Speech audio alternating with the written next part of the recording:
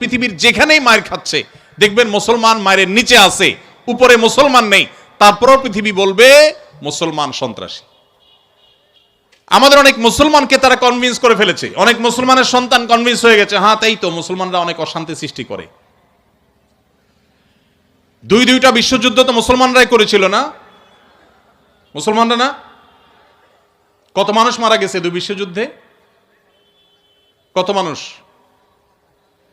100 মিলিয়নের বেশি মানুষ হত্যা করা হয়েছে দুইটি বিশ্বযুদ্ধে। মুসলমানরা করেছে। মুহাম্মদ সাল্লাল্লাহু আলাইহি সাল্লাম তার আদর্শকে পৃথিবীতে প্রতিষ্ঠিত করতে গিয়ে 27টি যুদ্ধে তাকে সশরীরে অংশগ্রহণ করতে হয়েছে। 27টি যুদ্ধে 27টি যুদ্ধে তিনি অংশগ্রহণ করেছেন। এই সকল যুদ্ধে যত মানুষ মারা গেছে সবগুলোর যোগফল কত জানা আছে আমাদের কারোর? মাত্র 1000 মানুষ। এর মধ্যে 600 জন বিশ্বাসঘাতকতার অপরাধে দণ্ডিত হয়ে মৃত্যুদণ্ডের মুখোমুখি হয়েছে, আর বাকি 400 মানুষ মারা গেছে 27টি যুদ্ধে। কল্পনা নয়, গল্প নয়, বাস্তব। এই জন্য বলেছি সিরাতের বই খোলেন, বিবেক খুলে যাবে।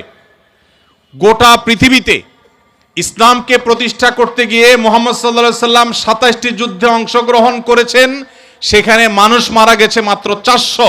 400 মানুষের জীবনের বিনিময়ে 400 মানুষের মূল্য, এটা দিয়ে গোটা বিশ্বে ইসলামকে প্রতিষ্ঠিত করেছেন মুহাম্মদ সাল্লাল্লাহু আলাইহি সাল্লাম।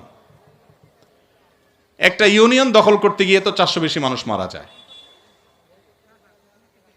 আজকের পৃথিবীর মানবতার সবক দেওয়া মানুষগুলো পাখির মতো মানুষ মেরে যেখানে সমান করে ফেলছে, সেই মানুষগুলোই আবার মুসলমানদেরকে বলে যে মুসলমানরা নাকি সন্ত্রাসী, মুসলমানরা নাকি পৃথিবীতে অশান্তি সৃষ্টি করছে। অথচ গোটা পৃথিবীর যেখানেই মার চলছে, যেখানেই যুদ্ধ চলছে, আপনি দেখবেন অস্ত্রের নিচে তাকালে দেখবেন মুসলমানের চেহারা, আর কোন ধর্মের মানুষের চেহারা আপনি দেখতে পাবেন না। সে আফ্রিকা থেকে নিয়ে বার্মা পর্যন্ত কোথাও আপনি দেখাতে পারবেন না। যুদ্ধ চলছে আর নিচে মুসলমানের চেহারা নাই, একটা জায়গা দেখাতে পারবেন না। এত কিছুর পরও মুসলমানকে গালি শুনতে হয়। ভাইরা আমার, তো মুহাম্মদ সাল্লাল্লাহু আলাইহি সাল্লাম তার জীবন ছিল সবচেয়ে বেশি কষ্টের, সবচেয়ে জর্জরিত। এখনো মুসলমানরা সবচেয়ে শান্তিকামী, তারপরও তাদের সবচেয়ে বড় ব্লেমটা হজম করতে হয়, সবচেয়ে বড় মিথ্যা অভিযোগ তাদের উপরে করা হয়। অথচ মুসলমানরাই হলেন পৃথিবীর সবচাইতে শান্তিকামী, সবচাইতে শান্তিকামী।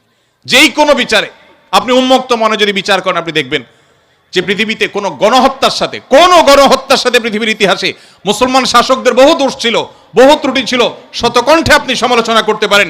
আজকের বিশ্বের মোড়লরা যেভাবে গণহত্যা করছে, পাখির মতো নির্বিচারে মানুষ মারছে ফিলিস্তিনের মাটিতে, আজকে পৃথিবীর বিভিন্ন প্রান্তে তারা যেভাবে মানুষ খুন করছে, সেই মানুষগুলাই যখন কোনো ভিডিও ফুটেজে দেখেন ফেসবুকে, ইউটিউবে, তারা হেলিকপ্টার নিয়ে তাদের সেনাবাহিনী গিয়ে একটা গর্তে, কোনো একটা ড্রেনে কোনো কুকুর ছানা পড়ে গেছে, একটা বিড়ালের ছানা পড়ে গেছে, সেটা উদ্ধার করার জন্য তারা লেগে গেছে, আপনি তখন বলছেন ওয়াও, কত মানবিক তারা। সেই তারা যখন কুকুরের জন্য বিশাল বড় হসপিটাল করছে, আপনি বলছেন কত মানবিক তারা। অথচ এরাই নির্বিচারে পাখির মতো মানুষ হত্যা করছে। এবং অনেক সভ্য দেশ আছে যেই দেশে শুধু ফিলিস্তিনি নির্যাতিত ফিলিস্তিনিদের পক্ষে পতাকা নিয়ে আপনি রাস্তা বের হবেন, রাষ্ট্রের আইন অনুযায়ী আপনি অপরাধী বিবেচিত হবেন। এখনো আছে, এই সভ্য পৃথিবীতে আছে। তো যাই হোক, প্রিয় নবী সাল্লাল্লাহু আলাইহি সাল্লাম যে দিন রেখে গেছেন, এখানে মুসলমান কোণঠাসা থাকবে, এটাই স্বাভাবিক। আমার কথা গেছিল সেখান থেকে যে অনেক বন্ধু বলে কেন মুসলমানরা এত মার খাচ্ছে যদি ইসলাম সত্য হয়। হ্যাঁ, ইসলাম সত্য যে তার প্রমাণই এটা যে মুসলমানরা মার খাবে।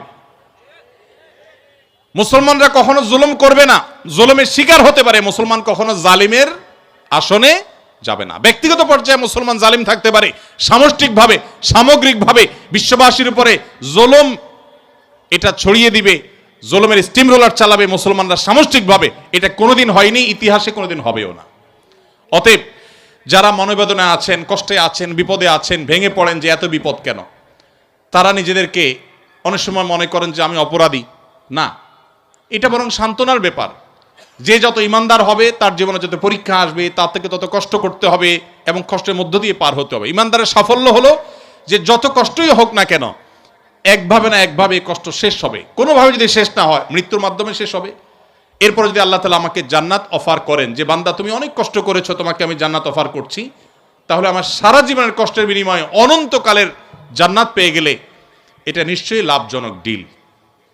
ভাইরা আমার, দুঃখ বা কষ্টে যখন থাকি তখন আমরা সাধারণত এই বিষয়গুলোকে এভাবে অনুভব করতে পারি না, একটু কষ্ট হয়। যখনই আমি দুঃখে পতিত হব, আমাদের নবীজির কথা স্মরণ করব, যে তার চাইতে দুঃখে কেউ ছিল না, সবচেয়ে কষ্টে ছিলেন, কিন্তু তার চাইতে সাকসেসও পৃথিবীতে কেউ ছিল না। ইন্টারেস্টিং বিষয়, সবচেয়ে দুঃখী মানুষ সবচেয়ে সফল মানুষ। কি অর্থে সফল? ওই যে তার মিশনকে তিনি সবচেয়ে ভালোভাবে বাস্তবায়ন করেছেন। প্রথম এবং দ্বিতীয় বিশ্বযুদ্ধের মধ্যে 100 মিলিয়ন মানুষ হত্যা করতে হয়নি। তার আদর্শকে তিনি পৃথিবীতে অত্যন্ত চমৎকারভাবে প্রতিষ্ঠা করে গেছেন, সবচেয়ে শান্তিপূর্ণভাবে, সবচেয়ে কম মানুষের জীবনের মূল্যের বিনিময়ে। অতএব কষ্ট যখন হবে আমাদের সবর করতে হবে ওই কথা চিন্তা করে। আমাদের সমাজে একটা কুসংস্কারাচ্ছন্ন বিশ্বাস আছে, উক্তি আছে, এখনো গ্রামে গঞ্জে এমনকি শহরে অনেক মানুষ আছে, কারোর যদি বিপদ আপদ পিছ না ছাড়ে, একের পর এক বিপদ লেগেই আছে। দেখবেন অনেকে কমেন্ট করে, লোকটা কত বড় অপরাধী হলে একটার পর একটা বিপদ লেগে আছে, কত খারাপ মানুষ। অথচ একটার পর একটা বিপদ লেগে থাকা এটা মানুষের খারাপ হওয়ার কোনো প্রমাণ নয়। একটা মানুষ ফেরেশতার মতো ভালো মানুষ হয়েও তার উপরে বিপদ হতে পারে, বরং কখনো কখনো লাগাতার এবং ধারাবাহিক বিপদ এটা তার সততার, আল্লাহ ভীরুতার, আল্লাহর নেককার বান্দা হওয়ার প্রমাণও হতে পারে। তো এই জন্য আমরা যারা বিপদগ্রস্ত আছি তাদের জন্য সান্ত্বনা হলেন নবী করিম সাল্লাল্লাহু আলাইহি সাল্লাম। আল্লাহ আমাদেরকে ধৈর্য ধারণ করার তৌফিক দান করুন। নিজের সাথে খারাপ কিছু হলে মনে প্রশ্ন তৈরি হয়, কেন আমার সাথেই এমন হলো, আমি কি দোষ করলাম? সেক্ষেত্রে আল্লাহকে এই ধরনের অভিযোগ দেওয়ার মতো পাপ করা থেকে কিভাবে বাঁচবো, কি কি করলে নিজের কষ্ট দূর হবে? এখানে অনেক প্রশ্ন আছে, যে প্রশ্নগুলো আল্লাহ সম্পর্কে অভিযোগ কেন্দ্রিক।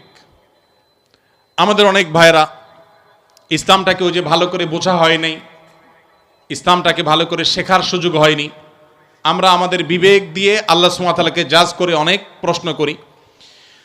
অনেক সময় আমাদের এরকম মনে হয় যে এত মানুষ থাকতে আল্লাহ আমাকেই বা কেন বিপদ দিলেন। একটু আগে যে প্রশ্নের উত্তরে আমরা বলেছি আল্লাহ তাআলা সবচেয়ে বেশি বিপদ দিয়েছেন তার রাসূলদেরকে, তার নবীদেরকে। তাহলে কি আল্লাহর নবী এবং রাসূলদেরকে আল্লাহ অপছন্দ করতেন? নাউজুবিল্লাহ। তাহলে কাউকে বিপদ দিয়ে তাকে যদি ভালো কিছু, তার চেয়ে ভালো কিছু আল্লাহ তাআলা দেন, তাহলে এই বিপদ নয়। কোনো ডাক্তার যদি কোনো রোগীকে অপারেশন থিয়েটারে নিয়ে যান, সবকিছু বেঁধে বুধে তারপরে তাকে কাটাছেঁড়া করার জন্য প্রস্তুতি নেন, খোলা চোখে মেডিকেল সায়েন্স সম্পর্কে মিনিমাম ধারণা না থাকা মানুষের কাছে মনে হবে যে এই লোকটাকেই কেন বেঁধে এরকম কষ্ট দেয়া হচ্ছে। অথচ বাহ্যিক দৃষ্টিকোণ থেকে এটা কষ্ট দেয়া হলেও এটা মূলত তার জন্য উপকার করা। আল্লাহ রাব্বুল আলামিন বান্দাকে অনেক সময় পরীক্ষা করেন, অনেক সময় কষ্ট দেন। বান্দা যখন সেটাকে সবর করতে পারে, হজম করতে পারে, বিনিময়ে আল্লাহ রাব্বুল আলামিন তাকে এমন জিনিস দান করেন যা সে কল্পনাও করেনি। একটি আমল আছে যে আমলের বিনিময়ে আল্লাহ তাআলা দিবেন ব্ল্যাঙ্ক চেক দিয়ে বিনিময় দেওয়ার মতো করে, হিসেব ছাড়া। একটি মাত্র আমল আছে, আর কোনো আমল নাই। যে আমল সম্পর্কে আল্লাহ রাব্বুল আলামিন কোরআনে কারিমে বলেছেন যে এই আমলটি করলে দুনিয়াতে কোনো কাজের বিনিময় যেরকম ব্ল্যাঙ্ক চেক দিয়ে দিলে আমরা মনে করি যে ফিগার তার মতো বসা নিতে পারবে, সবচাইতে বড় অ্যামাউন্টটা সে বসাতে পারবে, ঠিক একইভাবে একটি আমল করলে কিয়ামতের ময়দানে বান্দাকে আল্লাহ তাআলা হিসেব করে করে কয় ওয়াক্ত নামাজ পড়েছো, কয়টা রোজা রেখেছো, কয় টাকা দান করেছো, কয়বার কোরআন তেলাওয়াত করেছো, কয়বার তাসবিহ করেছো, এভাবে হিসেব করে করে আল্লাহ তাআলা দিবেন না। আল্লাহ তাআলা থোক ব্ল্যাঙ্ক চেকের মতো হিসেব ছাড়া দিয়ে দিবেন একটা আমলের বিনিময়ে। সে আমলটা কি? কোরআনে কারিমে আল্লাহ বলেছেন ইন্নামা ইউওয়াফাস সাবিরুনা আজরাহুম বিগাইরি হিসাব। যারা তাদের জীবনে ধৈর্যশীল হিসেবে নিজেদেরকে প্রমাণ করতে পেরেছেন। ইবাদত করতেও ধৈর্যের প্রয়োজন হয়, অপরাধ এবং পাপের পথ না মাড়ানোর জন্য ধৈর্যের সংযমের প্রয়োজন হয়, আর বিপদ আপদে কষ্টে তো নিজেকে ধৈর্যশীল রাখতেই হয়। এই ধৈর্য যদি কেউ ধরতে পারে, নবী কোরআনে কারিমে আল্লাহ তাআলা বলেছেন ইন্নামা ইউওয়াফাস সাবিরুনা আজরাহুম বিগাইরি হিসাব। ধৈর্যশীলদের বিনিময়ে আল্লাহ তাআলা দিবেন হিসেব ছাড়া, ব্ল্যাঙ্ক চেকের মতো। এই জন্য নিজের জন্য খারাপ কিছু হলো, নিজের কোনো বিপদ হলো, আর তখন আমি মনে করলাম আল্লাহ আমাকেই বা কেন দিলেন। আল্লাহ আপনাকে ভালোবাসেন, সেজন্য আপনাকে তা দিয়েছেন। এটি আমার কথা নয়। নবী সাল্লাল্লাহু আলাইহি সাল্লাম বলেছেন ইন্নাল্লাহা ইযা আহাব্বা কওমান ইবতালাহুম। আল্লাহ যখন কোনো সম্প্রদায়কে, কোনো মানুষকে ভালোবাসেন তাকে পরীক্ষায় ফেলেন।